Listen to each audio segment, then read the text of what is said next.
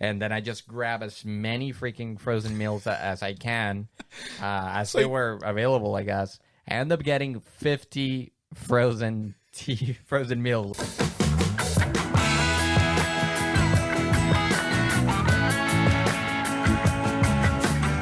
Dude, COVID really messed with my lifestyle.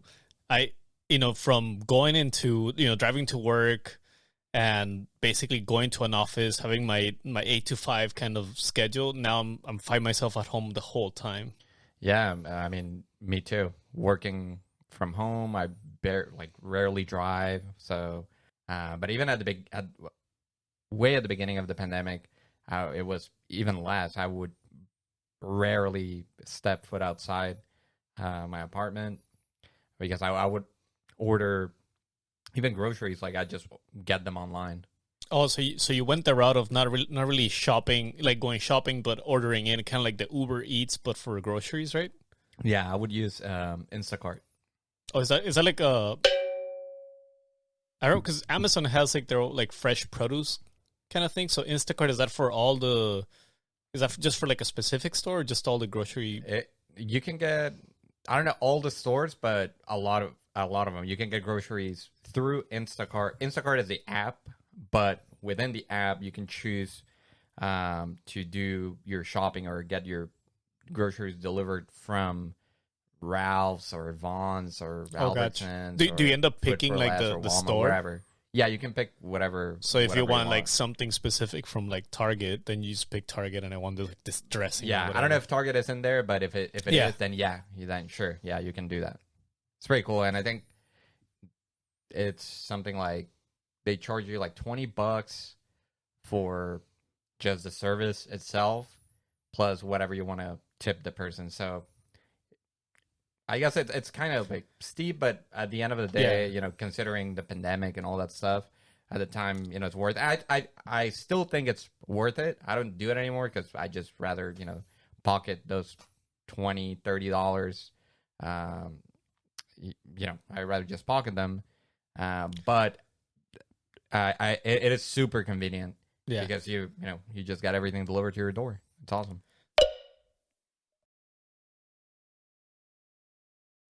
So this was more like just a pandemic decision that you took, right? Just I'm assuming is the whole fact that a lot of people didn't know what was happening and how severe the COVID could be, right? Because at the beginning we didn't know jack shit. Exactly. Like everybody was freaking out, and to this day, we still don't know 100% of what the true impact of COVID is going to be, right? The long-term effects and things like that. But even, just the first few months, I want to say, it was like, you didn't even know. I remember the question was, is this thing even airborne? Is this an airborne kind of thing? Or is this just, something that you pass on to person, but it's not truly, in the air particles and stuff like that? Masks were the one thing where they would just tell healthcare workers, I think, to use, and they actually said it in the news to not go panic buy into the masks, like all the face masks. And I remember at the beginning, it even got to a point where the CDC started giving out like instructions or guidelines on how to make your own face masks, basically. Oh, that's right. Yeah. It was like, just get a piece of cloth and fold it, grab your chonies and put them over your mouth. Yeah, basically. But they have to be used. So that's how you ensure the particles stick. Like basically, go out, run a mile, and then get your chonies and make a face mask out of it.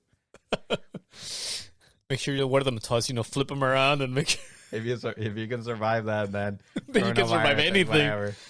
Oh man, yeah, I remember it was the masks. Definitely a thing that was.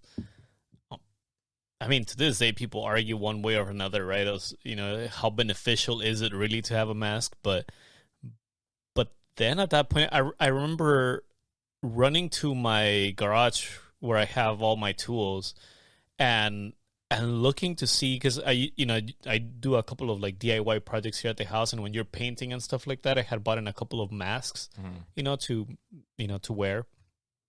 And I remember telling Carrie, I was like, "Well, are you gonna be Carrie, my wife, because her job requires her to still go out, and she couldn't really work from home necessarily the whole time." And I remember telling her, I was like, "Whoa, I found this mask," and it happened to be an N95. I actually had two N95 masks, and I told her, I was like, I want, if you go out, please wear this one, because I know it's the one that they were recommending. Yeah, I think the 95 is like how effective the mask is at all the air particles that can come in through the air. So I told her, I had two of them. One was kind of used, but it's just us, better than wearing the chonies. Right, yeah. So it was the mask. And then, even then, there was the worry of like, well, are they going to shut down the shopping centers? Are they going to mandate a curfew? There was like, we didn't know exactly what was going to happen, because they were already limiting the amount of people that you could see at home. Yeah. And they said the kids wouldn't be going back to school. If you're not an essential worker, basically have people work from home, and then the layoffs started happening. So it was a complete freak out. Karen arised from the whole freak out thing. I think that's when Karen pretty much became viral. Yeah, the whole situation was kind of weird. We had heard of the coronavirus since December of 2019. At least that's the first time I heard it. Obviously, the healthcare community or industry or whatever, I'm sure they knew about it probably, a couple months prior to that. But anyways, I heard about it like in December, and in January of 2020 came, and there was a bunch of like memes and stuff like that people would, kind of making fun of it. But it was something that was like, it's in China. It was a whole bat soup, right? Yeah, it's in China or it's in Asia, whatever. Yeah. Like, yeah, it's funny. And that's kind of how we were operating. And then little by little, it was like, oh, there's cases of coronavirus in Europe and here and whatever. Like Spain, right? I think Spain was one of the big ones. Italy was a big one too. Oh yeah. But it was kind of like so sudden here in the U.S. where it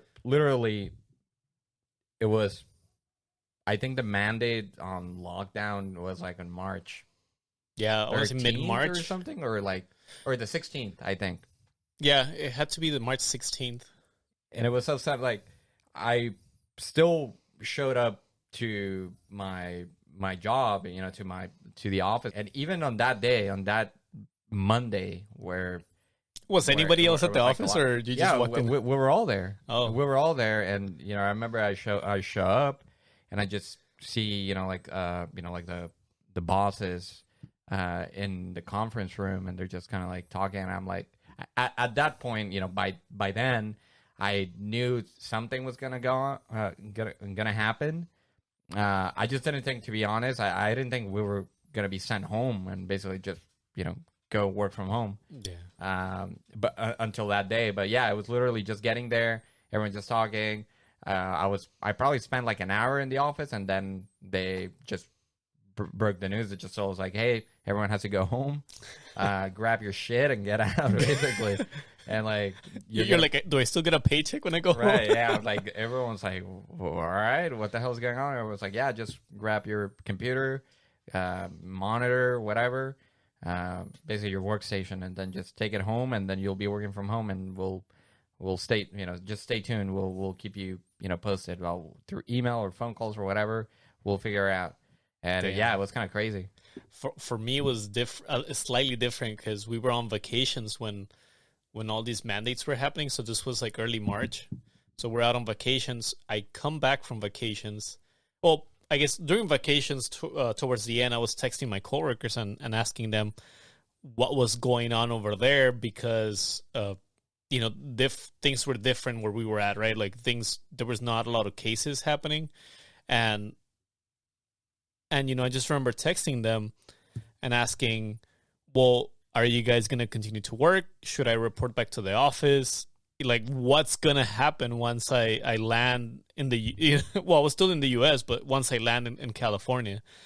And they're like, we don't know, dude. Like, talk to so-and-so and see what they say. Because I also had a scheduled surgery. So it got really scary because I was, I had a scheduled surgery. And I was afraid of going to the hospital because I didn't know what, if this being a pandemic and knowing that all the people that are being sent to the hospital, then going for a surgery at a hospital kind of made me freak out and really reconsider if we should be pushing the surgery like till later, right? This was at the very beginning. This is at the very beginning. When you were like just learning, oh shit. I literally got my surgery on March 12th.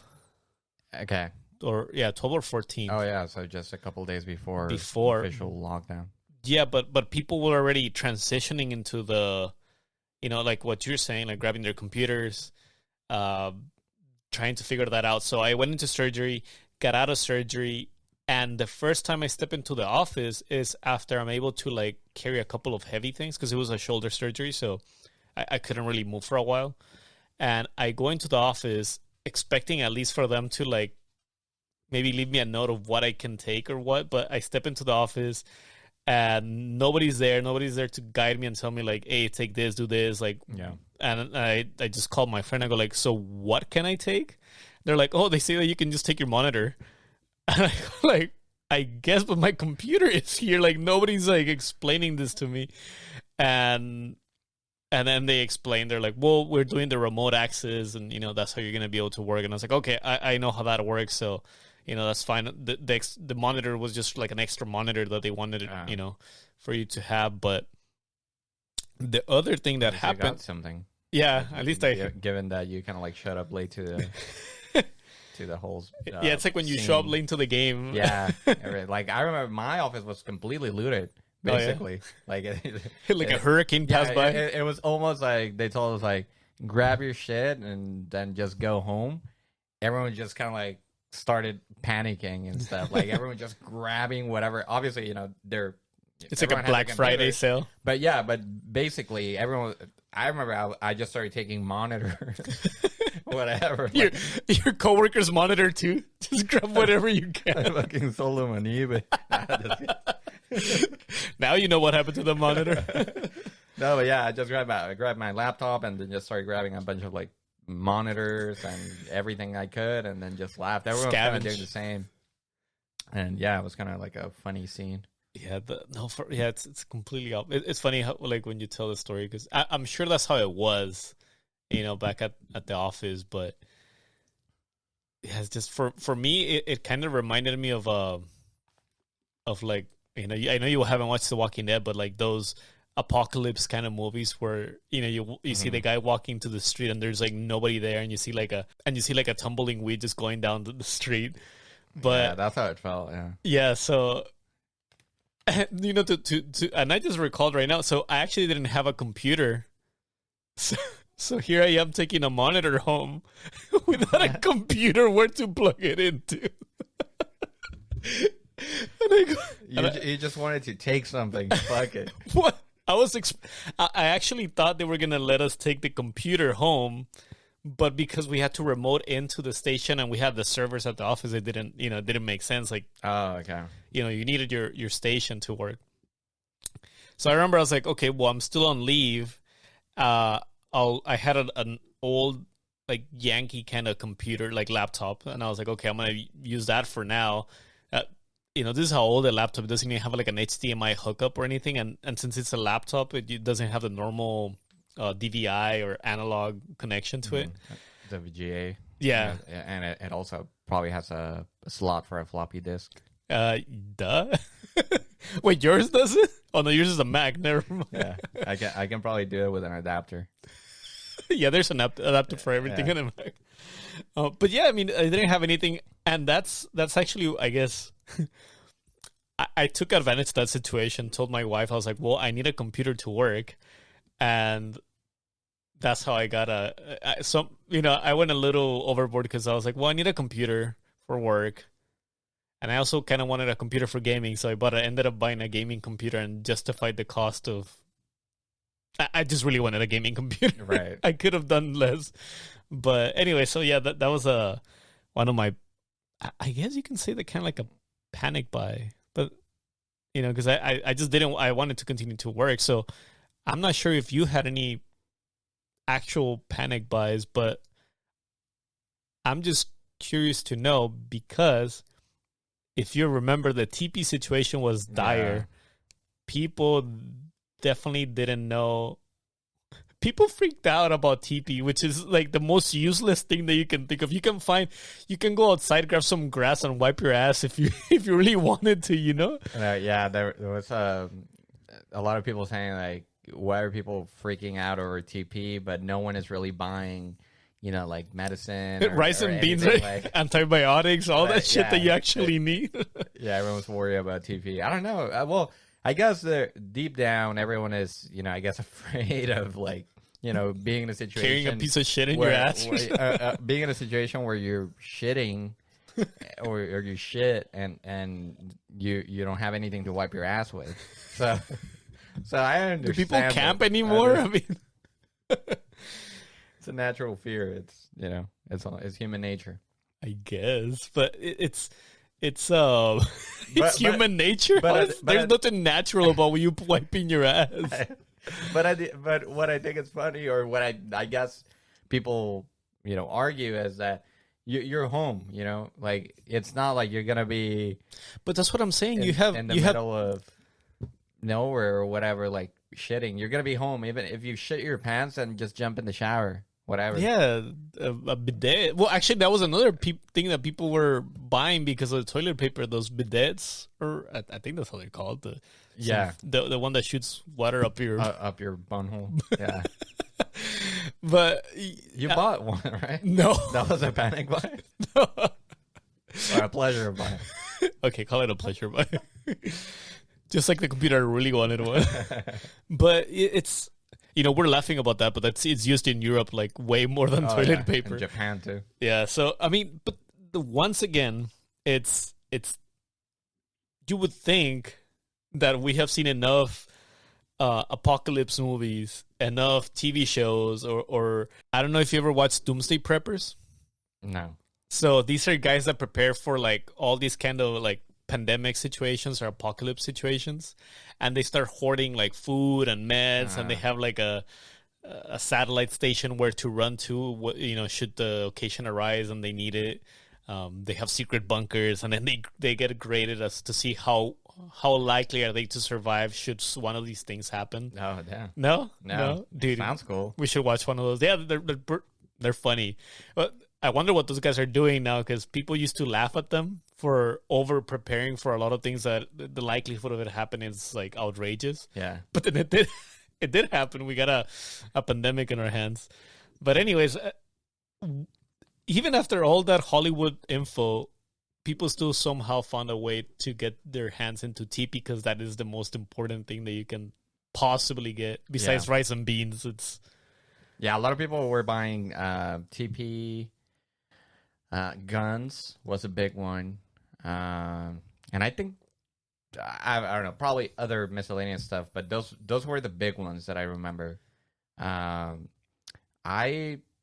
didn't really go into the TP panic situation.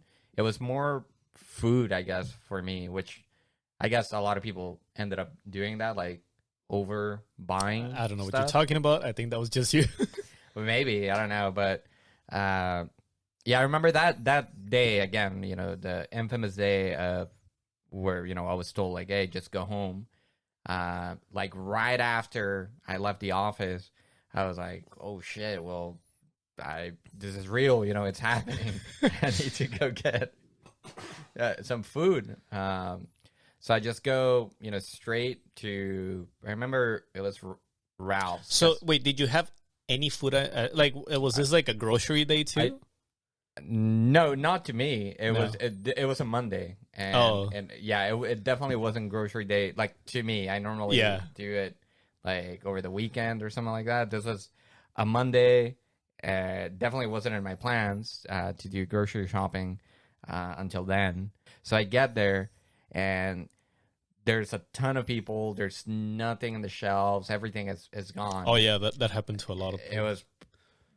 It was crazy. Cans for sure were gone for the most part. Everything was gone at Ralph's. I think the only thing they had was bags of chips, like Ruffles or whatever. Hey, there's a lot of calories that could last you for a while. Yeah, and that was good, but I was looking for something else. And then I went to all of this because they were close to each other. I went to Trader Joe's. Normally, I don't go there because it's kind of like expensive. Yeah, definitely. Trader Joe's, Whole Foods are the ones that are like kind of expensive. Yeah. So I go to Trader Joe's. Same story. Longest line to even go in. There's nothing in the shelves. So I'm like, damn, like what the hell am I gonna do? So next, I'm like, okay, I gotta go. I need to buy something. So next market that I hit is Food for Less. And I get here, there's a ton of people, of course. Everyone's freaking out, of course. It's the same. It's the first day of, like, lockdown or whatever. So for this, had you been in communication with your wife? Or how is your wife feeling about this whole thing? So she's home because she actually got sent home the Friday before. So she was sent home on Friday, and then I got sent home on Monday. So she was home, on Monday, and I just tell her, like, hey, I just got sent home. I need to go. I'm going to get some groceries. And she was like, all right, cool. And I'm, while I'm hitting these places, I'm updating her. I'm like, hey, there's nothing. And here, there's, sending her pictures or whatever. And she's like, oh, shit, just kind of like freaking out too a little bit. But anyways, so I get to, after Ralph's, after Trader Joe's, then I go to Food for Less, and there's, again, a lot of people, but there's actually a little bit of food in this store. So there's a little bit of like meat, maybe like 1 or 2 packages, but nothing to write home about.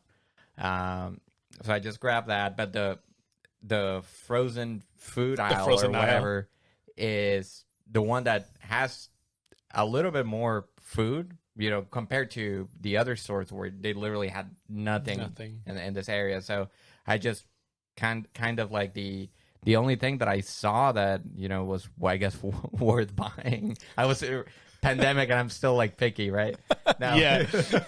No, but like, where's my avocado on my toast? Where you could see that there was like quite a bit of like choices, basically.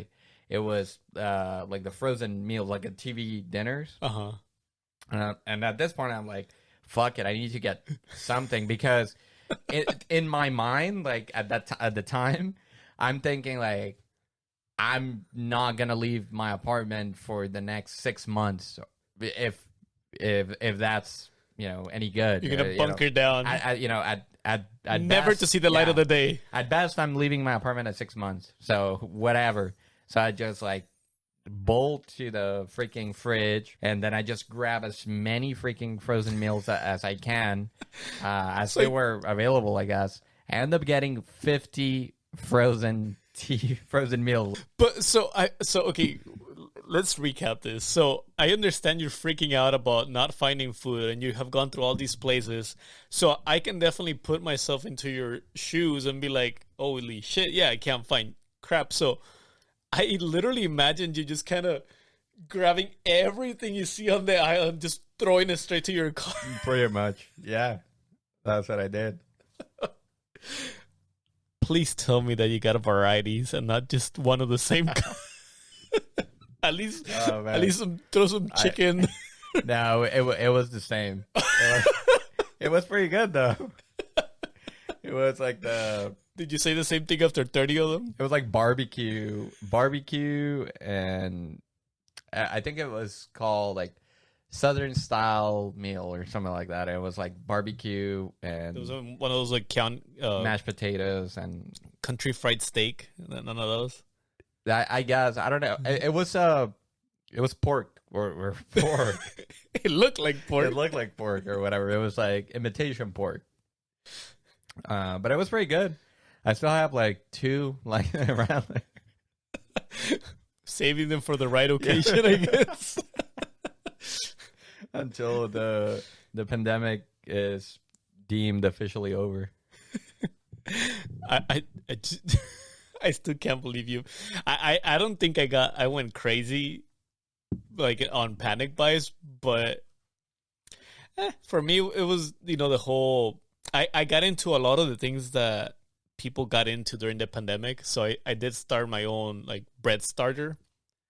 And aside from that, maybe I may have suggested to my mom to panic buy a couple of extra bags of rice and beans, and then get one. Oh no! And these are the Costco bags pounds? Too. No, these I don't know how many pounds, but they're like the big Costco rice bags that you see, and beans. So she goes to Costco, gets a couple of those for her and for me. A couple? Yeah, no. A couple. I did tell her just to buy one for her and one for me, but she bought a little bit more. But anyways, I think that was like the only panic buy. And the other thing that I started noticing, and I don't know if you kind of went through this, but dude, the amount of weight that I put on during the pandemic is not even a joke, dude. Like it's... Oh no, it's a thing. Is it? Yeah, like for sure. I'm just saying this because I also gained a lot of weight. No, but I'm leaving proof. No, but I've read. Well, before I say that, you're not the first person I hear saying that my stretchy pants are not stretching anymore. Weight. I also gain weight, and I know a ton of other people that gain weight. But aside from that, there are actual studies that smart people out there are doing that say that it's a thing, that people have gained weight. I don't know if that should feel better about that or worse to the fact that we all resorted to food during the pandemic. Yeah, I mean, we still had Netflix, we didn't have to be eating, but I guess we just went for food instead of Netflix. Yeah, I guess. So just to throw in a little bit of facts into it, now that we're mentioning like the gate weighting, according to Harvard Health Publishing, there is an average of 1.5 pounds per month gained, since the pandemic. People, basically. Yeah, there was a study done. Between February and June of 2020, which is kind of like a short period, but just to throw in some numbers. Yeah. I mean, these are Harvard people. Just listen to them. Basically they gathered a bunch of people. They're saying like 7,400 people, and they said that out of all of them, they gained an average of 1.5 pounds per month. 1.5 pounds per month. So what is that? Like we have probably gained a good, maybe over 20 pounds. Yeah, for sure. Yeah, I can see that. I've definitely put in 20 pounds or more. Me too. I recently went to a doctor and I literally know that I gained 20 pounds. It's just, dude, yeah, I can see it. Even food may have been short at the markets, but as a Costco buyer that I am, I was I had a good pantry. Like my pantry was like stocked the whole time, but not because of panic buys. It's just that we usually have like a good stock of everything. Right. But I did find myself, since we couldn't really go, or we were afraid of going out. It's not that we couldn't go out. We could if we wanted to, but it's just, you were just munching on anything. Like you would get bored and just start eating. And not a lot of activity. Yeah, that too. Yeah. It's or even, with the bread starter, the bad thing about the bread starter is that so many pizzas came out of that we just every day would be eating pizza. And if you don't know about the bread starter, awesome. If you don't use it, you have to throw it. You lose it. Yeah, you have to throw half of it away. So I didn't want to throw it away either. So just a lot of damn pizza. But we should do something. You and I should do something to lose that weight. Yeah, let's do it. Okay, what are you? What are we gonna do? We need to drop 20 pounds, like those 20 pounds that we gained. Okay, so what do you suggest? Are we gonna do Okay, I really want to get into this. So we may save this for another episode, but how about we just kind of make a compromise of for how long are we going to commit to do the weight loss? A couple of hours.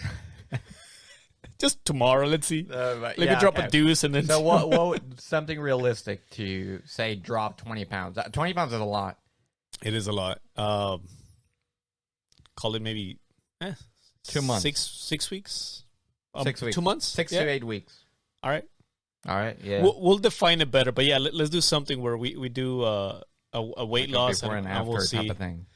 Oh God, I don't know if people want to see my picture before or after, but we can figure something out. All right. Yeah. No. All right. That sounds legit. It's done. I mean, better. Yeah, we have to do something. 20-pound challenge. 20-pound challenge. Tune in next time. The other panic, which I kind of hinted before, but it was the whole Karens. How the Karens came out, right, yeah, out of hiding. But so that was one of the things that I guess the whole Karen thing existed prior to a pandemic, but there were so many Karens that came out during the Karen pandemic. With a K, yeah, Karen that I guess it's almost like everybody knows about a Karen now. Yeah, there was a renaissance of Karens, basically. Yeah, and I think when did it all start? Was it the Karen in Central Park? According to Wikipedia, that is at least one of the most notable examples of Karens. Yeah, the Central Park one. Which, let's say, Wikipedia is a really reliable source of information. Man, of course. Well, you actually looked it up, and there was like a 20-something references, right? Yeah, like it had like that. Even the Bible has that many references. Yeah, it was crazy. Yeah, so I remember that video of the Karen. It was basically the gal. I think it was another guy recording her, and the gal had a dog, and I think the dog was off leash, and the guy just started casually filming her and asking her to like put the dog back in a leash, and she starts freaking out and starts, I think she starts calling like racist things, right, to the guy to put the camera away or stay away from him. No, I think she's just calling the cops or 911. She's just saying, like, oh, there's this African American man. As if we can't say black person, right? But yeah, I mean, that's what she says. Yeah, like, oh, this African American man is like harassing me or threatening me, and then like 30 seconds later, the dude is just recording, not even like he's not even getting closer to her, and she just like starts like panicking. So it starts saying, oh my God, he's getting closer to me. And I don't know. It's kind of stupid. Like if you just watch the video, you're like what the fuck is going on? Like, yeah, there's really nothing. There's nothing happening, lady. Recording, I guess. Yeah. Well, I mean, you get from public freakouts to freakouts, but I remember that's pretty much how it started. I mean, lately, even you saw some local ones where there's like lady freaking out over Jack in the Box for no reason. Oh my God, yeah. So this happened in La Jolla, here, really close to home, and this lady's just freaking out at somebody. I think they were asking her to wear a mask or, just to step away. They refused service to her, and she just started freaking out and ends up throwing. I heard she asked like for a couple of like extra buttermilk sauces. Oh, that's justified. That buttermilk, man. She asked for her 6 buttermilk sauce for her 6 tacos. Yeah, they said like nah, because you only order 1 taco. One. Oh. I don't even know how you can do that because they sell them in pairs. And Jonah knows his Jack in the Box. Yeah. All right. Well, I think we had covered enough for one episode, so maybe we'll catch you guys on the next one. And tune in. We're going to be doing this challenge, so tune in. See you.